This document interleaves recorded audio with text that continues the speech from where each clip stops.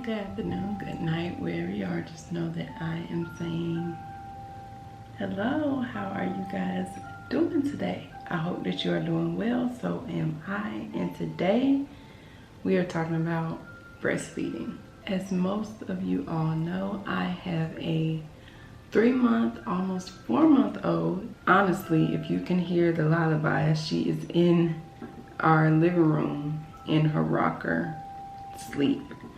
So if I am talking very softly, that is the reason why. I do not want to wake her up, and honestly, she might be up already, just kind of trying to figure out where I am. So that is the reason why I am trying to speak softly. So I hope that you guys can hear me over the lullaby. I am going to be talking about the reason why I stopped breastfeeding. First off, I had a scheduled C-section at 37 weeks, which is term.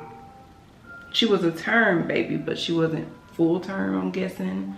So she was only about 5 pounds and 12 ounces. She was a little bitty thing. And I was concerned with whether or not my breast milk would come in immediately.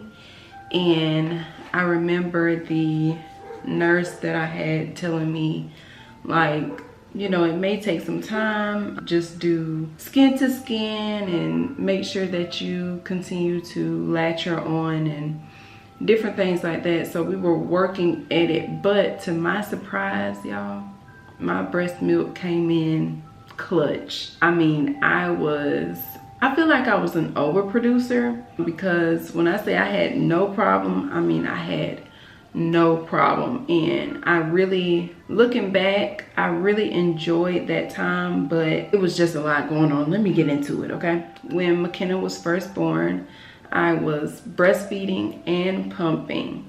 And you know, once you have a baby, they do provide a breast pump there, and they also have the lactation consultant come in and speak with you. So I was using all the resources, child. I was pumping that milk out, no problem. Where things started to get iffy was I developed postpartum preeclampsia. I already could tell how things were progressing, that I was going to have an issue with my blood pressure. So with that, I had a very, very, very hard time postpartum.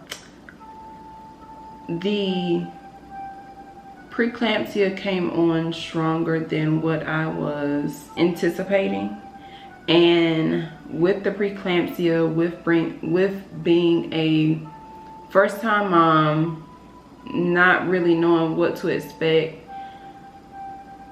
my world it was just chaotic. It was just a lot going on. I started to also struggle with postpartum anxiety, to the point where I would just, it felt like my body would just tap out. I just wouldn't be able to do anything. I would just lay there. My husband and my mom would really have to take over, because physically I just couldn't do anything. I couldn't hold her.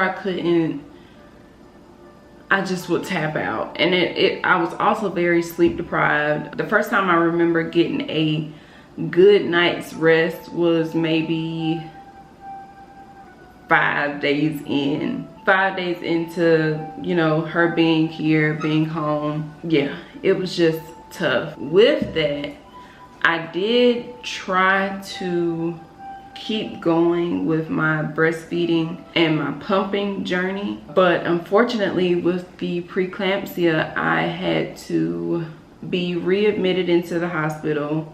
So I stayed, I think, 2 nights without McKenna, and my husband and my mom stayed back home with her, and they would just come to the hospital and check on me. But even then, I would still pump and make sure that I still had supply to go home with.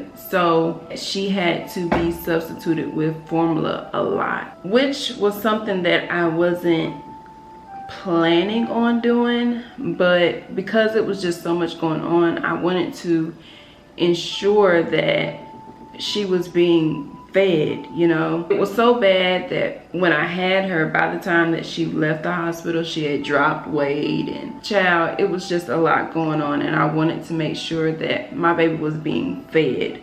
Even though it wasn't in the plan, but the health and the safety of the child is what matters the most. So once I got home and everything started to kind of die down, I was on high blood pressure medication, and I started to kind of get my body under control, my mental under control. I still tried. She's waking up.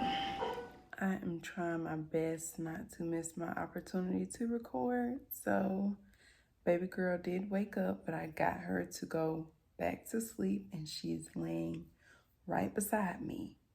And I had to switch over to my phone.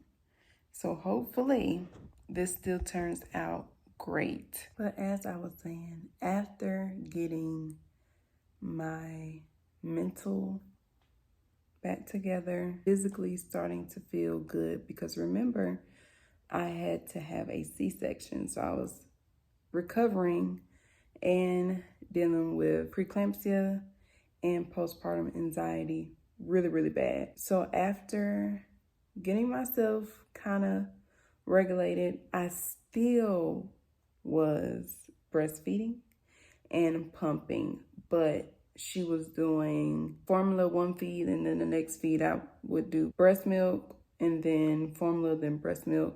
So they were kind of, you know, tag teaming. And that is where things begin to get a little bit too much to bear. The formula and then the breast milk, and then the formula and then the breast milk.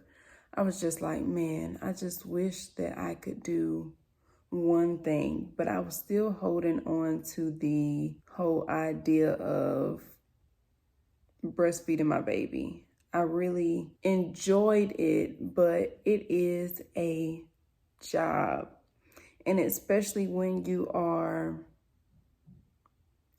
inexperienced, when you don't really have a good schedule, and you're dealing, I mean, it's tough. You're dealing with a newborn baby. You're trying to recover. You're still going through a lot physically and mentally, and you're trying to incorporate a whole new person, a whole new body into your routine, and you have to make up this whole new schedule, this whole new routine. So I was really struggling with that, and I wanted to be happy. I found that at the time, breastfeeding was becoming kind of stressful, and I didn't like that. I wanted it to be easier, and I know that breastfeeding is not an easy journey, but I wanted it to come with ease, and it just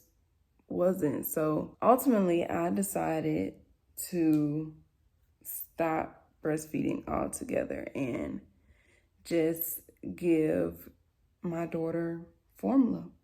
My advice to any new mom is, don't be so hard on yourself. If it comes a time that your baby is going to need formula, give the baby formula. It's okay. The great thing about it is there is always a chance, if you want more kids, there's always a chance to try again. I would suggest that you don't beat yourself up about it. Long as your child is fed, that's what matters the most. McKenna did not have a hard time with the Similac. She drinks it, she enjoys it. She is 3 months going on 4 months, and she is 15 pounds. So she's not missing any meals, but she was also substituted with Similac from birth. So, you know, her tolerance, she has a great tolerance to it. But with that being said, I know that there's many different brands of formula out there. So if your breastfeeding journey comes to an end and you have to give the baby formula, that's okay. There's plenty of brands. Find what your baby loves and give that baby some milk. Don't beat yourself up about it. Know that it is okay and you're still doing a great job because you are providing food for that child either way. So that is my reason of why I stopped breastfeeding. It just became to be too much for me, and I feel like at the time I just wasn't mentally and physically strong enough to continue my breastfeeding journey. Now, with my second child, I do plan on going a longer stretch. But like I'm telling you guys, if it doesn't work out, it does not work out. And I will substitute with formula. There's no issue with that. But I hope that you guys enjoyed this little video. And down in the comments, tell me about your breastfeeding journey. How did you feed your child? How did the journey end up? And as always, I love you guys.